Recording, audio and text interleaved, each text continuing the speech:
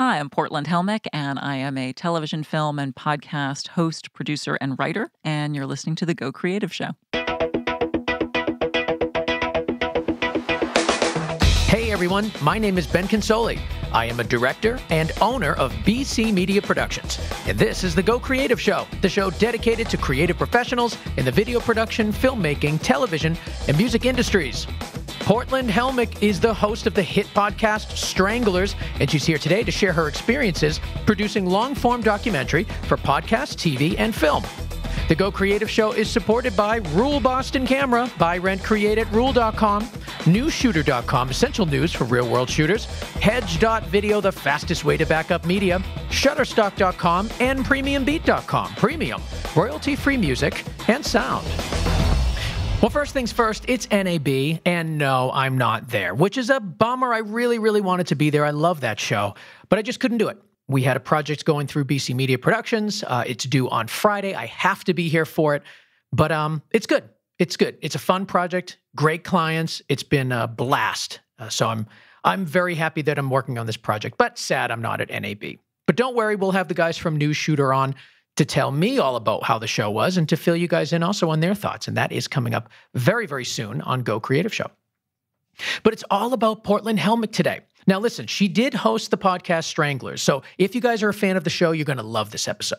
If you've never heard of Stranglers, don't worry, because we kind of use Stranglers as a jumping off point to talk about long-form documentary in the audio format, because there's a lot of differences, obviously, between video and audio, how you absorb it, how your mind reacts to it. And we talk about the strategies to make an audio documentary as visual as possible. Lots of stuff about that. And also her experience just producing long-form documentaries, hosting TV shows, podcasting. She has done so much, and she really is a wealth of knowledge for all of us. I learned a lot, and I know you guys will too, and that's coming up in just a couple of minutes. But before we get there, Rule Boston Camera is the place to go to purchase and rent all of your production equipment, right? But really what it comes down to is the service that they provide. Because you can rent and buy from a bunch of different places, but it's about the relationship you form with the people over there and the attentive service that they have. Because without that, we have nothing, right? So when I rent something or buy something from Rule, I know they have my back. If I have questions, I can call. Before I leave, they make sure I completely understand what I'm doing with this piece of equipment. And that gives me peace of mind. It makes me feel so good about working with Rule Boston Camera. On top of that, they have a world-class inventory of rental gear, cameras, audio, lighting, grip gear, tons of lenses. So they have all the equipment you could ever want. They have the best service that you can possibly get. And you combine that, and it is an incredible experience working with Rule Boston Camera. They really are your partner when you work with them. It's a partnership. You're not just a client. You're not just a customer. You're a partner. They really mean that. And I really mean it too. So head over to rule.com, RULE.com. And lastly, Hedge.video. If I had one word for Hedge.video, it would be simple. It's kind of like what they're all about. You know what I mean? It's a simple application to back up your media on either Mac or PC. You open up the app, the first thing you see, you completely understand how to use it within seconds. Again, simple. That's what I'm looking for. Now, I've been using it for a year and a half, 2 years now, so I'm very familiar with the program, but I've showed it to people on set, and they're like, wow, this is really incredible. I mostly use it to back up my media on set. So I'm importing multiple sources, and I'm sending it to multiple destinations so that I can have at least 2 copies of each media card before, my operators reformat the cards. So that's how I mostly use it, although I do use it in my studio as well. And there's a whole bunch of other uses that I'm not even taking advantage of, and you can learn about it all at Hedge.video. But it's perfect for creating multiple backups, and that's what I love the most about it. Plus, if you get the Hedge Connect app for your phone, it will alert you when the backup is done. So another great feature. You can set it, go to get lunch, it alerts you when it's done. So it's perfect. So it's super quick. You know the backup's being done correctly, and you have peace of mind, which is really what I'm looking for on all of my sets. Peace of mind. Now, here's the thing. You can get a 10-day free trial, and I strongly encourage you to do that. You can get a 30-day license for $25, so less than $1 a day. That's not bad. But if you get the whole full version, it's only $99. And you can get a 20% off discount by going to hedge.video/Go Creative Show. So it is a no-brainer. This is a program to have. You will use it. You will love it. Everyone that I had suggested this to that has tried it have come back to me and said that it was a great, great buy, and they have showed it to friends of theirs. So head over there, hedge.video/Go Creative Show. Buy it, use it, let us know what you think. All right, it's time for our spotlight. You may know Portland Helmich as the host, producer, and writer for the hugely successful podcast Stranglers. But you may not know that she's also an actress, television host, and writer-producer at Northern Light Productions. Portland and I dive deep into producing and hosting the hit podcast Stranglers, plus tips for conducting better interviews, producing long-form documentary for TV, film, and audio formats, and a big discussion about alternative healing. What? Where did that come from? I don't know, but we got there, and it was a fun conversation, and it's all coming up right now.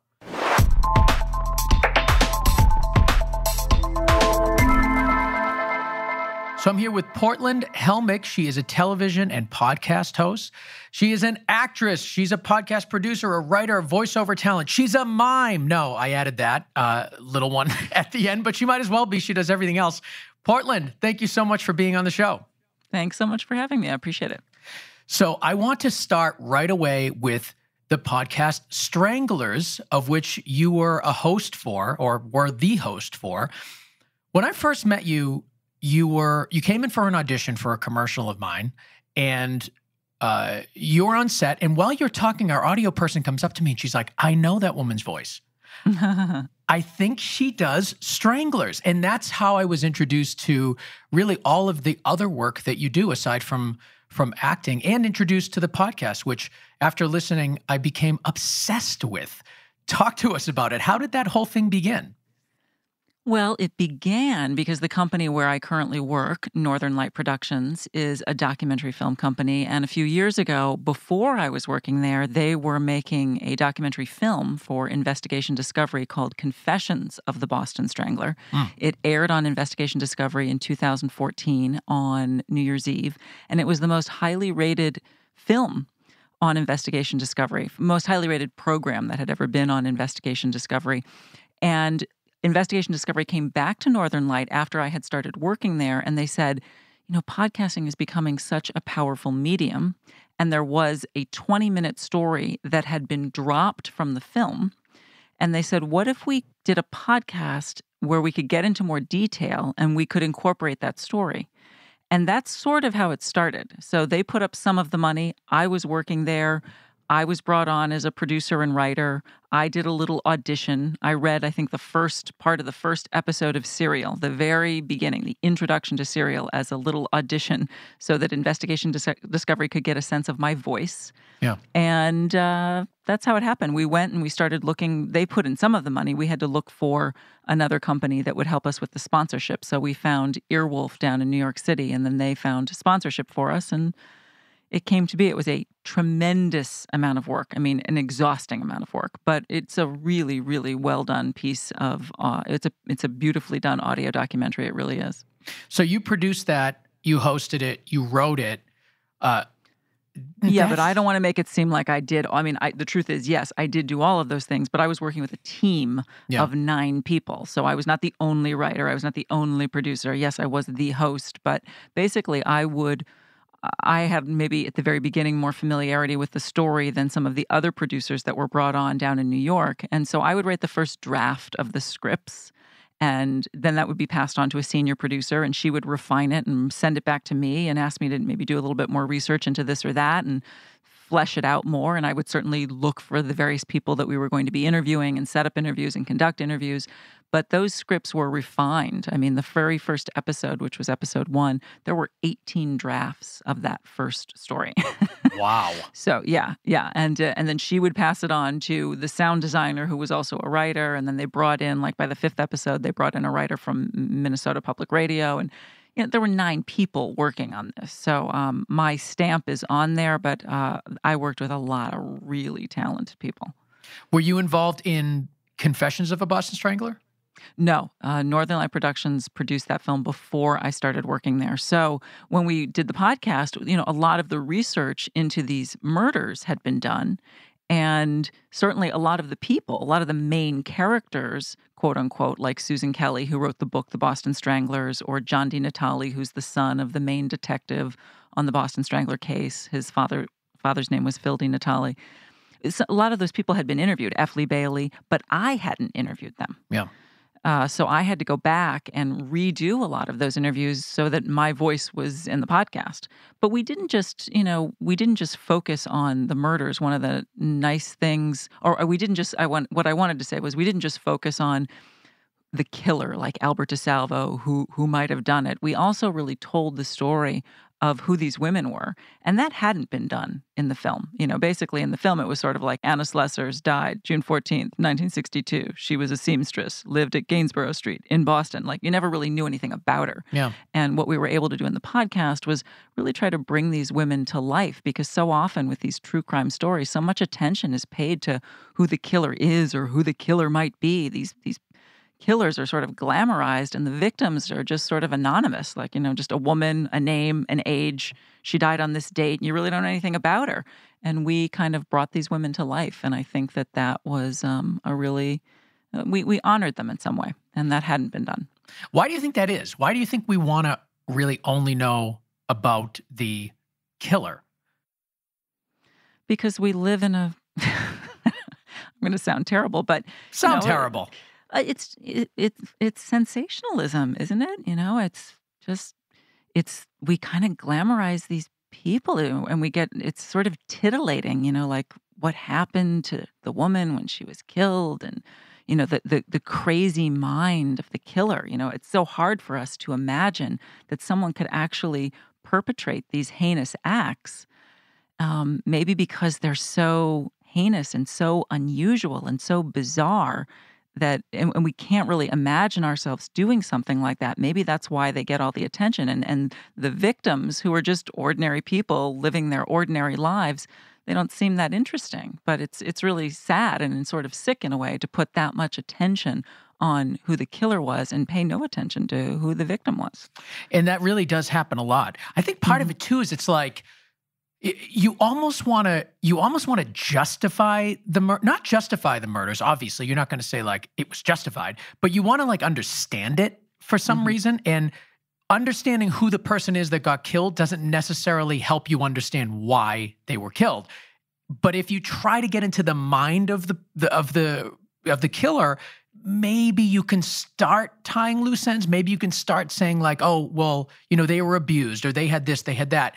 Not that it makes it okay, but it's almost like if you can better understand why the killer does something, you feel like maybe you can protect yourself from something crazy. It's like when someone tells you they're sick, obviously you feel bad for them, but you kind of think to yourself like, I don't want to get sick. How do I avoid having what you have? It's like, yes. And there's something weird about that. But it's like you need the story of the women in Stranglers particularly. You need the story of the women to really even understand the full scope of it. So it's strange. It's like we crave one thing, but we need another in order to fully understand the story. No, it's a really good point. Of course, if you understand the mind of the killer better, then maybe you can actually, figure out who really did it. But in telling the story of Stranglers, we were telling a story of murders that had happened between 1962 and 1964, over 50 years ago. Yeah. We recognized in telling the story, we weren't going to figure out who really killed all 13 women. Albert DeSalvo confessed to all of the murders in 1965. There's a tremendous amount of controversy over whether he really did commit all of the murders. Some people thought his confessions were false. And we knew that, in 2016, 2017, which is when we were making the podcast, we weren't going to be able to definitively prove that it really was Albert DeSalvo. So it was silly for us to try to really, it wasn't like Serial, where it was something that was much more recent. And she really was trying to figure out, who really killed whatever her name was, Hae-Min Lee or whatever. We knew we weren't going to be able to do that. So we thought, well, what could we do? Well, we could really bring these women to life, And I think by the end of if you listen to the whole episode or the whole series by episode 12, it was really, really touching the way we ended the episode. And a lot of people were really moved by it. And it became much more than just a true crime drama. It certainly was. Just the length of it.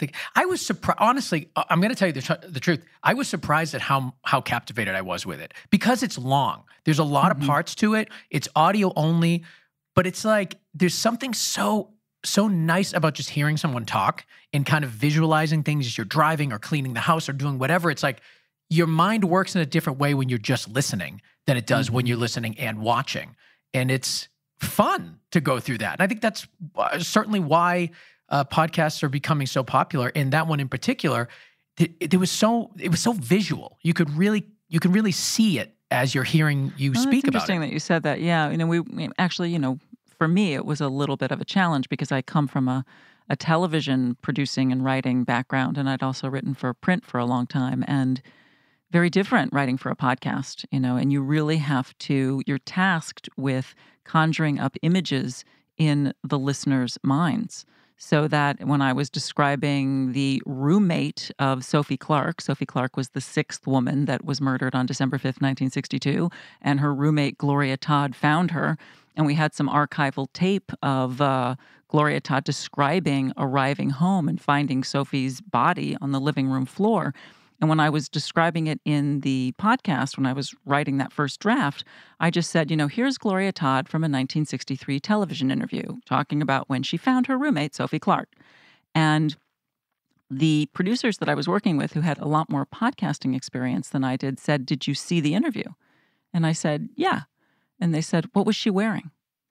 And I thought, God, I never would have thought to mention that in the writing. And I said, well, she was wearing a white sweater set, cat glasses, and a string of pearls. And they said, ooh, cat glasses. Like that kind of brings you back to the 1960s. Yeah. And it sort of conjures up this image of this woman who kind of dressed nicely. She was wearing her prim and proper little 1960s sweater set and her pearls. She wanted to look nice for this interview. And it just makes you, as the listener, start to, as you said, see it in your mind, which is what you need to do in a podcast because you don't have the luxury of pictures. I've never produced any sort of long form, really anything. I mean, everything I'm doing is short form and commercial and all that. But I do conduct a lot of interviews for this show and also for, videos that have interviews in them. And one of the things I always have to pay so close attention to is their performance, like the way they look.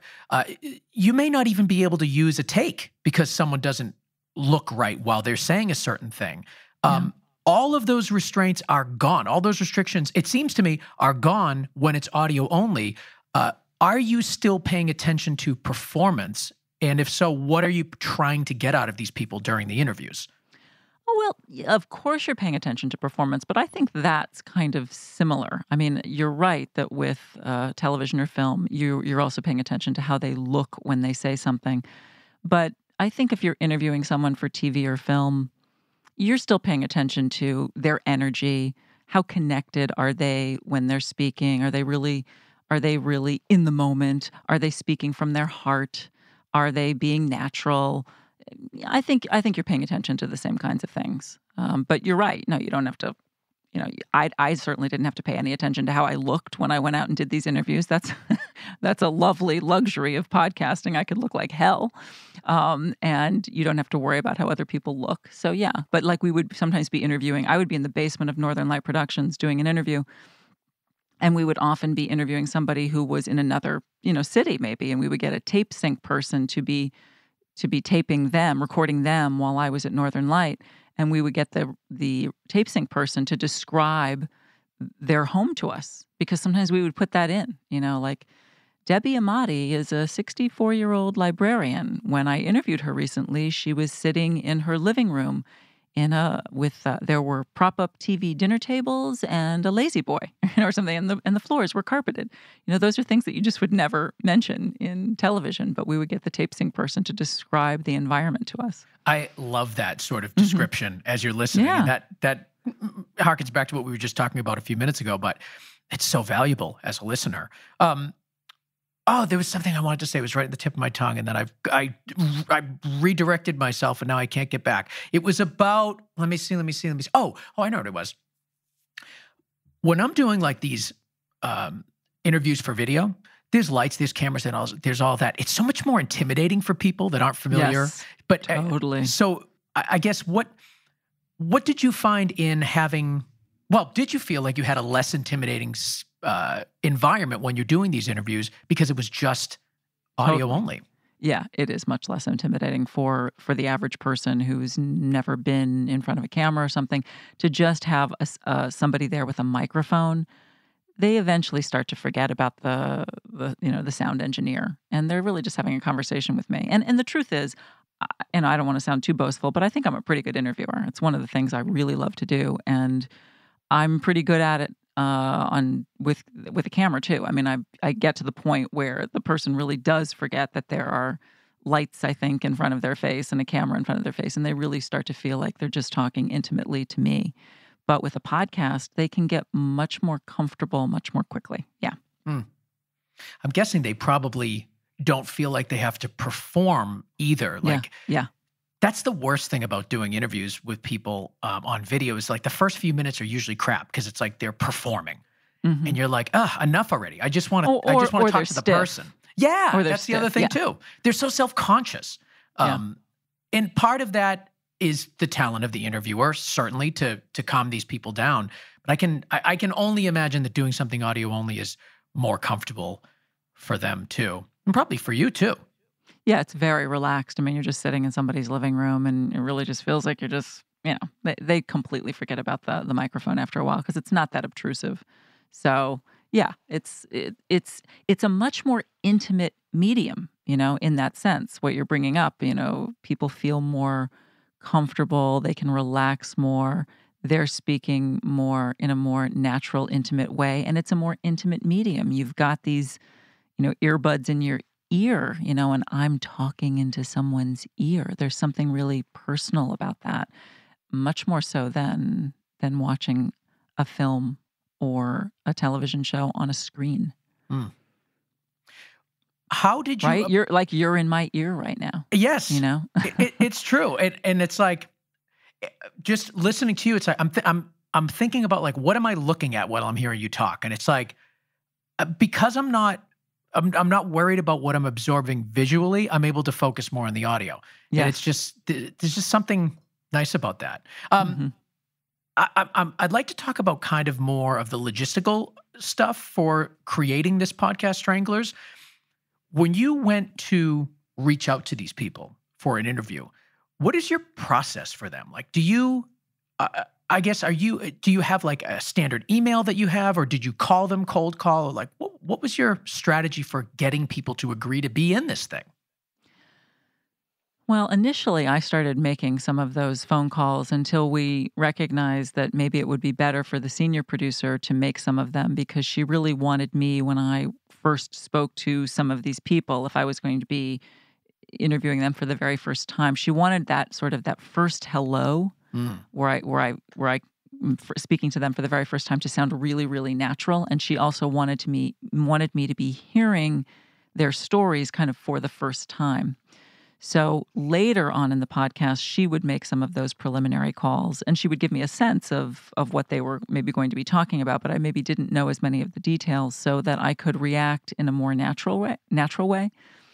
But earlier on, I was making some of those calls, and I'm telling you, it is not fun to call people whose relatives were murdered.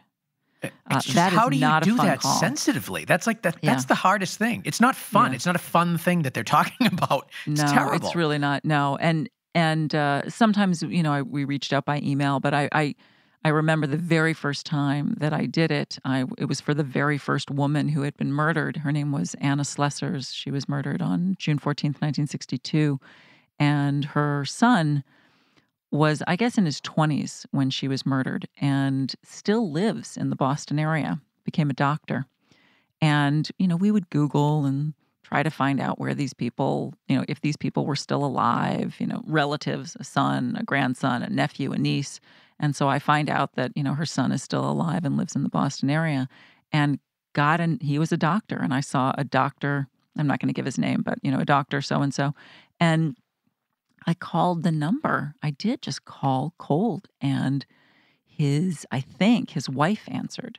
She sounded older. She had an Eastern European accent, and I think he had that accent too. They were from Latvia or something like that. And She answered the phone, and I foolishly, because it was my first time, I was a rookie, I said that we were making a podcast about the Boston Strangler. Oof. And I should not have said Boston Strangler. I should have said we're making a podcast about, the women. I should have said anything else but that term. Like I should have said, about Anna Slessors and various other women who were killed in Boston years ago. I mean, I should have said it somewhat more sensitively. And when I said the Boston Strangler, she went berserk on the phone. She went ballistic. Really? Yeah. And she was like, oh my God, why are you doing this, calling us? And why are you bringing this trauma to our family again? Oh my God. Oh no, so terrible, so pain. Why are you doing this to our family? And I was like, oh my God, this is a horrible job. I hate this. I don't want to do this. Yeah, it was terrible. So oh my God. I don't know that I ever sort of made that cold call again. I think I would see, but sometimes you can't find the email, so sometimes you just have the phone number. I know. But I don't know that I never encountered anything as bad as that one incident. But, sometimes we found a grandson of the fourth victim, and he didn't go ballistic or anything. And again, it was a grandson. So it was a little bit more removed, a grandson of the victim, as opposed to, I called the wife of the son of a woman who had been murdered. And the grandson of this fourth victim, he didn't want to talk, but he said that he thought that his sister would be willing to, the granddaughter. And she became a good part of the second episode, Debbie Amati, who was this granddaughter of Ida Urga. And she was wonderful. I mean, she just told us wonderful details about her grandmother, these lovely little anecdotes about hiding her false teeth when she was a kid, and just lovely little anecdotes that brought her to life. But anyway, to go back to your point about calling, emails, you just got to be really sensitive. And when you get people on the phone, you have to speak in a really careful, delicate way, because it is a delicate topic. Did you find that these people? Did you find that the moment in their family history where someone was a Boston Strangler victim was kind of all-consuming to them, or did you feel like it's something that was just kind of tucked away and brought up on occasion for moments like this? Well, I mean, I got the sense with that first phone call that I mentioned to the son of the first victim, I got the sense that it was a really traumatic event.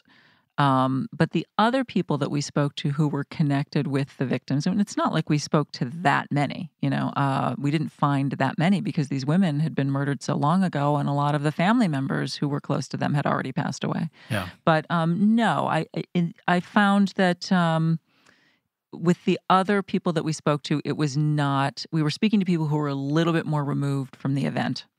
They were maybe very young when it happened, or they were a niece or something. So they weren't as connected. So it wasn't as traumatic.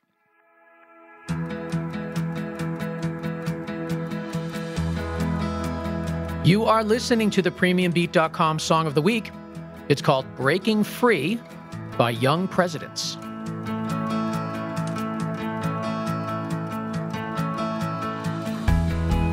Premium Beat is the place to go for all of your royalty-free music and sound effects. You should check out their website, because you can access their collection of thousands of royalty-free tracks for as low as $49 each. And it's not just the one track. No. You get loops, you get cut downs. So at the end of a transaction there for $49, you have everything you need to customize the track to your project perfectly. So check it out, PremiumBeat.com.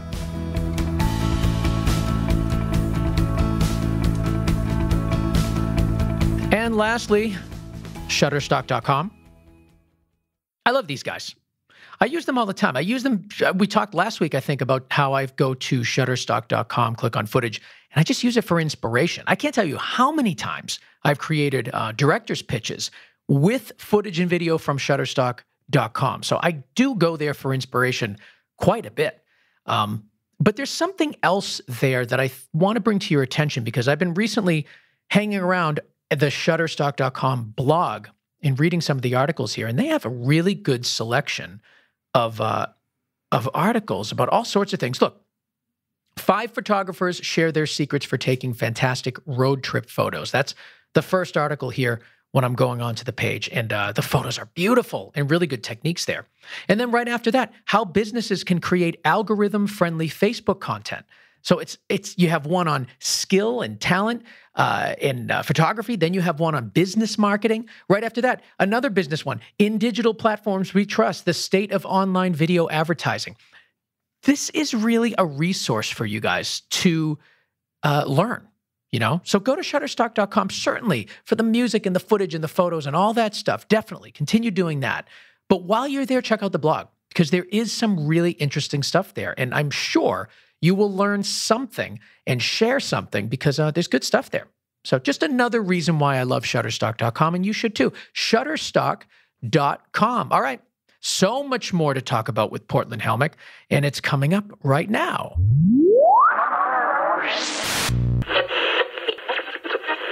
The podcast is finished. You guys are ready to put out your first episode. When did it start to feel like, oh my God, this is a success? This is really happening. How far into the process before it really started taking off?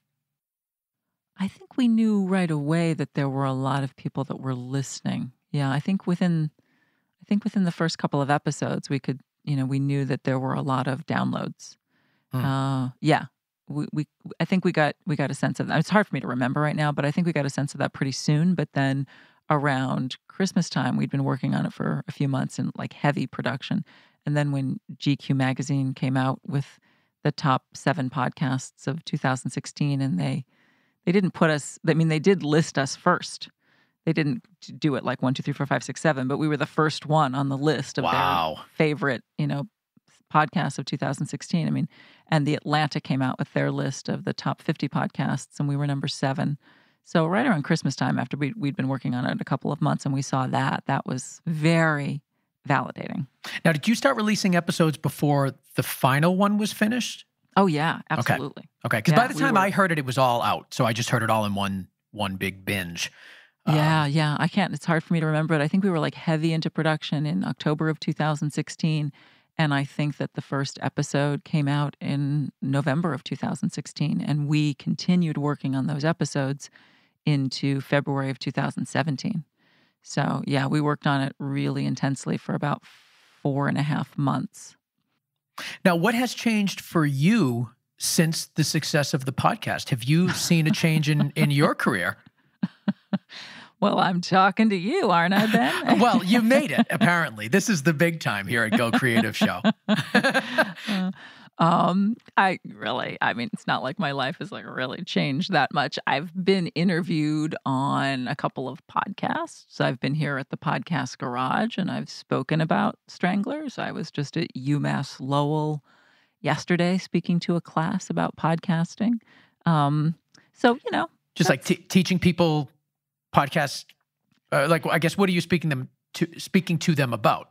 I was just at UMass Lowell yesterday speaking to a group of students who were taking a class in podcasting, specifically in podcasting. Wow. So I chose a couple of excerpts, 3 or 4 excerpts from the podcast, and talked about how we sort of approached the interviews and why we chose to tell it in this way, and talked a little bit about the sound design. And not that I was involved in the sound design, but how there were opportunities for sound design based on some of the content that we chose to delve into.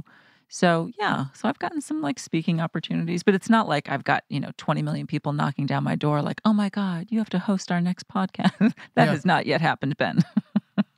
Do you think you would if the opportunity came? Do you enjoy it that much? Oh, yeah. I love interviewing people. That's one of my favorite things to do, honestly, whether it's television or film or podcasts. I love interviews. And I've been a voiceover talent for a long time. So it's really fun for me. It was always fun for me, even though I was exhausted working on the podcast. It was always fun in the evening to get into the booth, because we recorded the episodes at night at Northern Light after everyone had gone home, because that's when it was actually quiet. And it was always fun to get into the booth and just read that narrative. It was beautifully written. And I love reading aloud. I've always loved that when I was a kid. I sometimes would just sit in my room at night and read books aloud. So it's funny that I used to do that as a kid, and then now that's one of the things I do for work. So let's talk about Northern Light Productions, because you work there. I don't even really know. What is it that you do at Northern Light Productions? Are you a producer there? Yeah, I'm a producer and a writer there. Yeah, so Northern Light is a documentary film company in Boston. It's been around since 1982. Bester Cram is the founder of Northern Light, and there are sort of two divisions. There's the broadcast division. So there are documentary films made for broadcast, like for investigation discovery, like Confessions of the Boston Strangler, and films that are, go on to maybe onto PBS, or they're in film festivals. And then there's a museum side. So there are documentary films also that are produced for museums. And I have mostly, I guess, I've written sort of treatments for some of the museum films, but I've mostly so far worked on the documentary side. We're just finishing working on a film called JFK, The Last Speech, and I'm one of the co-producers of that film. And I'm also the narrator of the film, and it's going to be premiering at the John F. Kennedy Library on May 6th. And then it's going to be on select public television stations distributed through American Public Television. So that's something that I worked on basically through last summer into the fall, and we're just wrapping it up right now. Do you ever want to just do something short? I've done a ton of stuff that's short. I mean, way before. I mean, it's only like last 3 years that I've been in a documentary film company. I was in TV for 20 years. I was producing at the Channel 5 News for a year and a half, and I was doing segments that were 90 seconds long. Oh, wow. And I did that for a year and a half. So I'm very accustomed to doing short stuff. It's actually newer for me to do longer form. How was the adjustment to that? How is the adjustment? I don't know. I think in some ways maybe I'm still learning that, but the truth is, to me, storytelling is storytelling. It's still. I feel like you're using a lot of the same skills. You're just telling a longer story. But most of my work has been, in television, and a lot of it was segment producing. So I've done a lot of 5, 6, 7, 8-minute segments, a lot of that kind of stuff. And then I worked for a while on a reality show when I was in Los Angeles, where I was a quote-unquote writer on a reality show. And then I was stringing together whatever it was, an hour-long show. And I've done a lot of different stuff. But yeah, I'm well accustomed to short form. What do you think, or do you think there's any one job from your past that has prepared you the most for your work now in long-form documentaries? That's such an interesting question. What's prepared me the most? I don't know, Ben. I mean, maybe it's all sort of been preparation, a little bit of this, little pepper here, a little salt there. Yeah. I mean, in some ways, I don't know. I went to acting school. I feel like acting school prepares you for anything. And I mean, in a way, it's like, well, how could acting school prepare you? Yeah, why is that? I don't know. I just think when you go to acting school, you become very facile. What does that mean? You have to, I appreciate one of the best questions you can ask anybody, I think, in an interview is either why or what does that mean? So good for you. Good question. Which means, elaborate. I don't know if that comes from interview skill or just me being stupid and not knowing a lot of words. I don't know. I just feel like when you go to acting school, you are forced to become really flexible. You play a lot of different characters. You have to be really good interpersonally. You have to be really good at sort of feeling people's energy and reading situations. You have to be very in touch with yourself, your own internal world. And I feel like it's just made me the kind of person that, I can pretty much interview for any job. And I just kind of feel like I've played so many different, I played so many different roles when I was in school that I can kind of sit across from anybody, and I feel like I can sort of feel like, oh, that's what's needed in this situation. I need to be more on the ball, or I need to be more sensitive, or I need to be more jovial, or I need to pay more attention to the details, or I need to be more businesslike, or I don't know. It's just made me sort of facile. Maybe it's given me a certain amount of confidence, but I think also I've been on a lot of different sets, and so I'm just kind of accustomed to a lot of different mediums. And then also I have a master's degree in teaching English as a second language. So I'm a good writer because I really understand sentence structure. I understand grammar. And I think that that's helped me a lot as a writer in a way. And then as an interviewer, I think I learned that from my mom. My mom was just always someone who asked. I would bring friends over to the house, and my mother was always like, "So, where are you from? And what does your family do for what does your father do? And where do you like to go for vacations? And what are you doing tomorrow night? And what do you like to study in school?" And she could just always think of 20 million questions to ask people. She was always really interested in other people. And that is a quality that I love in people, curiosity. And I think that that's made me a good producer, a good writer, even, maybe even a good host. I'm curious. I'm curious about what makes people tick, why people feel the way they do, what people's dreams are, what their fears are. That's that, when you're really interested in other people, I think that can make you a good storyteller. Is there a particular type of story you like to tell? I know you're saying you're curious. You certainly did a great job with Stranglers, which is just brutal murders. But do you find yourself leaning more towards one or two kind of topics that you really like? Well, I have a very strong interest in natural health and alternative forms of healing the body and mind, and have spent a lot of my career, before I was at Northern Light, before I worked on Strangler, certainly, trying to educate the public about alternative ways to heal from various illnesses, both physical, mental, emotional, through natural and alternative means. And I still work with the Kripalu Center for Yoga and Health in Western Massachusetts. I actually did a podcast for them for about 7 years. And it was a straight interview podcast, kind of like you're doing with me right now, but they were 15-minute interviews with various natural healing arts practitioners and thought leaders and personal growth experts and whatnot who teach programs, who come to Kripalu and teach workshops for 3, 4, 5, 6, 7 days. And I would be interviewing them to promote their workshops. And I still write for Kripalu. I write for them almost every month.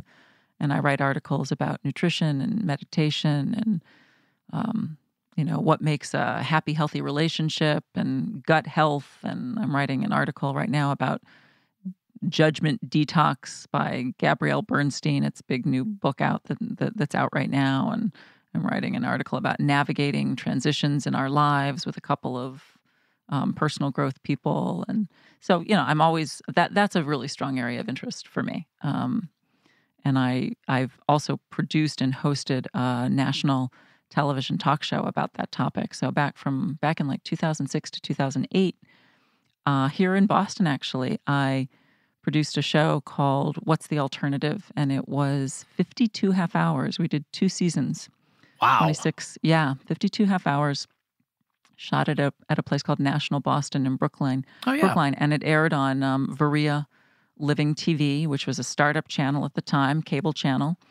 And I pitched it, and it was a startup channel, and they took it, which blew my mind. Couldn't believe it. And we did it. It was a talk show, but there were field pieces in some of the segments, in some of the shows. And we also did studio-based demonstrations. So every show had 4 segments, and I would interview people who had been dealing with, maybe they had cancer or heart disease or depression or bipolar disorder or whatever. And they had tried all of these conventional methods, whether it was drugs or surgery or whatnot, to heal and had not been successful, but then had turned to some kind of alternative, whether it was nutritional supplements or acupuncture or yoga or qigong or tai chi or massage or energy healing, things that were farther afield. And they had found relief and sometimes incredible, miraculous cures through trying these alternative methods. And then I would interview various experts on those methods. And like I said, we would do field pieces in I would produce field pieces, and we would also do demonstrations in the studio. And because it was a startup channel, I kid you not, I was the executive producer, and I was the host, and I was the PA. I mean, I did everything. I worked like 80 to 90 hours a week. I would sit in my apartment at home, and I would research the topics that I wanted to cover on the show. And I would find all of the guests. They came from all over the country. And I would try to, and we didn't have a budget for travel. I mean, there was like very little. And I would try to convince these people, to come to Boston. And some of them had written books, and they were maybe going to be in Boston on a book tour, or maybe they had a relative that lived nearby, and they would come to Boston and they would be on my show, and they would pay to fly themselves out here. And so I would work really hard to, coordinate all their travel and get everybody to Boston. And then I would produce the field pieces and sit with the editor. And, I wrote them, and I wrote all the copy that went in the teleprompter, and I figured out all the questions and figured out what the demonstrations would be and what props we were going to need. And it was insane. It was absolutely insane. And there's no way, and I hosted the show. I hosted every episode. There's no way that I could have done it if I were not as passionate about that topic as I was. I was fascinated by it. And I still am. I'm going to the Kripalu Center for Yoga and Health in Western Mass in May. I wrote an article recently about dream yoga. And the guy that I interviewed said, why don't you come out and, I'll cover your tuition and you can take the workshop. So I'm taking a workshop on dream yoga in May at Kripalu, which I'm looking forward to. What is dream yoga? I know, right? I guess it's like, have you heard of lucid dreaming? I had heard of it, but I actually didn't really know what it was. So lucid dreaming is when you have a dream, but you know that you're dreaming. You have the consciousness, the awareness that you're dreaming. So I guess in dream yoga, one of the techniques is when you have the awareness that you're having a dream, you're having a lucid dream, you begin to try to change things in the dream. So if you're having a dream and in the dream there's a chair in front of you, if you have the awareness that you're having the dream, you try to change the chair into a car. Or if you're looking at your hand and it's in front of your face in the dream, you try to maybe make two hands appear. Or you change someone's hair from red to blonde. And it's sort of like, well, what's the point of doing that? And I guess what the guy that I was interviewing was saying is once you start to recognize that you can change things in your dream, you recognize that you can also do that in your waking life, and that you can change emotions too. So once you begin to get more facile at changing these elements in your dream when you're having a lucid dream, then in your waking life, if you're feeling depressed, you recognize that you also have the ability, the consciousness, the awareness to change to change your depression into calmness or joy or happiness, or to change fear into courage, or to change, sadness into joy. So it's pretty interesting stuff. I mean, I'm going to be learning about it in the next couple of months, so we'll see. But that's sort of my very basic understanding of it. Where did this interest in alternative health come from? Yeah, I don't know. Were you faced with an illness and had to decide? I know, you would think so. I'm so glad that I have not been. So I in some ways, I don't really, I think it's my interest sort of in spirituality, because a lot of these alternative methods take into consideration that we are not just our liver, our spleen, our heart, that if you have a heart condition, it's not just located in the heart. You are a body, you are a mind, you are a spirit, and that in order to heal from an illness, you have to take the whole person into consideration. The way that they metabolize their experiences, the way that they interact with people in the world, the quality of their relationships, the way that they eat, how well they sleep, whether they exercise, do they feel happy, what is their job like, do they have a connection to something greater in their lives, a connection with the divine. You have to sort of look at the whole person to treat someone's illness. So I think maybe that's part of where it comes from, that interest sort of in spirituality that I've had for a long time. But I was living I went to college in New York City, went to NYU, studied acting, pursued it for a number of years after graduating, recognized that I have a very sensitive nervous system, and I was burning out in New York. I could not, ride the subway 3 and 4 times a day and work as a hostess or a waitress in a restaurant and run to these auditions. And I was so depleted. I was so drained living there. And it's a hard life trying to be an actor in New York. And how does that, what do you mean you started that by saying you had a very sensitive nervous system? So nervous in what way? Just like career nerves or anxiety? No. I just mean my nervous system. I just mean I'm sensitive. So I'm the kind of person who, some people can go to New York City or live in New York City and they can be really energized by that environment. Yeah, it's really hard for me. So I get really depleted. So if I spend a whole day in New York just walking down Broadway and whatnot, by the end of the day, I feel exhausted. I'm wiped out. It's the sound of the traffic and all of the people and the crowds and the sound of the subway and the smell of the chestnuts and people handing me flyers and asking. It's just too much for me. The neon signs and the horns honking, and I just get drained. So I'm easily depleted. And so I left Manhattan after 8 years there and left my pursuit of an acting career and moved up to Burlington, Vermont. And I lived there for 10 years. So this is a long-winded way of answering your question, which is why did I get interested in it? I was living in Burlington, Vermont, and I was walking down the street on Church Street, and that's the main little drag in Burlington, Vermont. And I would look at these storefronts, and I would see that all these people advertising like what they did, like Reiki masters and past life regression therapists and people who did things like, like energy healing and shamanic forms of healing. And I was like, this is fascinating. And I just saw a lot of people doing that kind of stuff. And I thought, I was getting a master's degree in teaching ESL, and I was bored. I was just bored. I knew I was good at it, but I knew that's not what I wanted to do with my life. And I just didn't know what else. English second language? Yeah, English is a second language, yeah. And I had started doing that in New York to kind of support myself while I was pursuing acting. And then I continued doing it when I first moved up to Vermont and got this master's degree. And like I said, I was just bored. And I was thinking, well, what could I do that sort of has acting involved in it, but maybe isn't acting. And I thought, I love asking people questions. I love interviewing people. It's so fascinating. And then I saw these practitioners in these health-oriented magazines in Burlington, natural health magazines, advertising what they did. And I thought, what if I had a show where I interviewed people about shamanic forms of healing and past life regression therapy? What if I did a TV show? That would be fascinating. Yeah. And so, I walked into the local public access station in South Burlington, Vermont, and I built a little set, which was actually infinitely nicer than anybody else's show. I had like a nice little backdrop, and I got plants, and I got some wicker furniture, and I made this little set.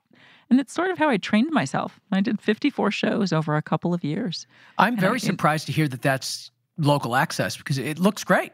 It doesn't look like a local access show. No. What you've seen online is not that. Okay. Whatever you saw online. I mean, I actually don't know what you saw online, but if you saw What's the Alternative, I mean, we had a professional set designer, and that was shot in high definition, and, we had 3 cameras and a jib, and that was beautifully done. So I'm not sure what you saw. Okay. But what I did in Vermont was, I did that back in like 1995. Oh, okay. So this is sort of the precursor to the...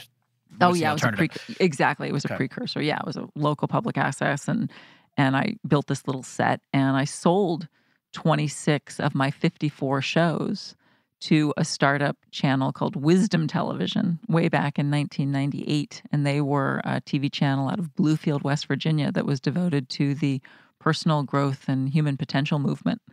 And I sold the 26 of those shows to them, and then they came back to me and said, this is how things just sort of evolved, and then, well, could you produce another show for us? Could you produce like a talk show for us and kind of make it, increase the production quality?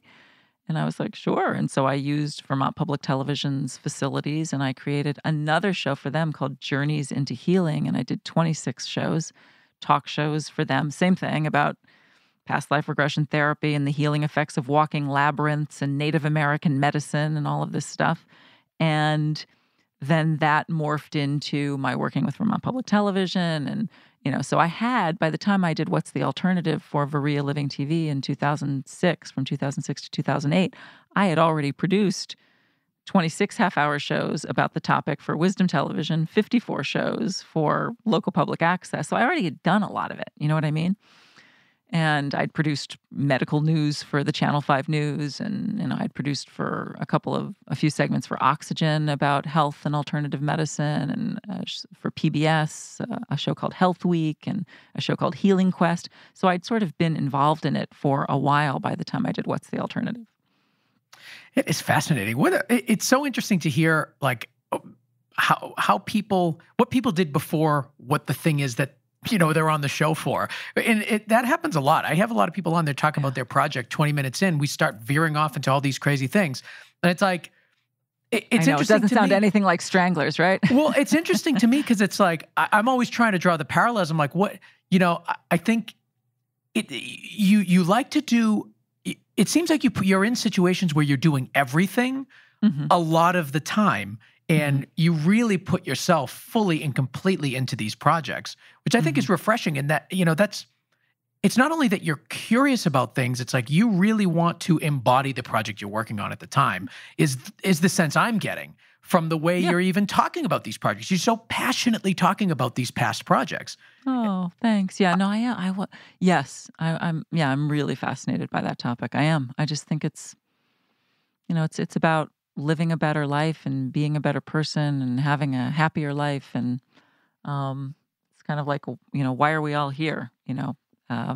So yeah, I am really passionate about it. But I think everything that I do, whether it's writing or producing or voiceovers or acting or hosting or interviewing, it's all related. It's like, it's not like I'm a brain surgeon on Monday and I'm an accountant on Tuesday and I'm a car mechanic on Thursday. Everything I do is just all related to storytelling. It's just different aspects of telling a story. When you're interviewing somebody, you're kind of getting them to tell a story. When you're writing, you're telling a story. When you're producing, you're planning and preparing and conducting or making the parts work to tell a story. When you're acting, you're a character in a story. It's all storytelling. When I use my voice, I'm reading a story. I'm a storyteller. That's what I do. And an interesting story it is. Portland Helmich, thank you so much for being on the show. Where can people go to find out more about you? I am having a new website designed, and hopefully it will be coming out sometime later in April 2018. Nice. And that, so I'll have like everything new up on my website soon. And it's my name, Portland Helmich, HELMICH.com. PortlandHelmich.com. Thank you so much for being on. Your work is so great. And thanks so much. I'm so glad that we met, and you did a fantastic job on the commercial that we did together. And if you guys want to see that, it's on bcmediaproductions.com. The client is Fairlawn. That was an aggressively ridiculous plug, but that's okay because everybody here on the show knows I constantly plug my own stuff. That's what we're here to do, right? Right. But yeah, check out our website. And what about your social media? Do you have like Twitter and Facebook and all that? People can find you? I do. Yeah. I'm not like, yes, I do. I'm on Twitter, Portland H. And I'm also on Facebook. I tend to post some of the work-oriented stuff I do. I'm not a huge social media person, maybe because of my generation. I'm a little bit older. But yes, I do use those two platforms. I hate it. I really wish you didn't have to do it because it's so much extra work. I know. It just is like, it is a generational thing though, because we've got young kids that come here that want to like be a PA or a shooter or something, and it's like their social media is so good. Yeah. It's like they really know what they're doing. I'm always envious of it. I need to take a class in it. Seriously, that's something to become curious about. Definitely. Maybe that could be your new obsession. Although that doesn't tie in with health, that's for sure. If anything, it's the complete opposite direction. Well, thank you so much for being on. This was a great discussion. You are very interesting to listen to, and you have a lot of great experience. So I hope you guys listening learned a lot. And if you haven't, too bad. You enjoyed the episode anyway. Thanks so much, Portland.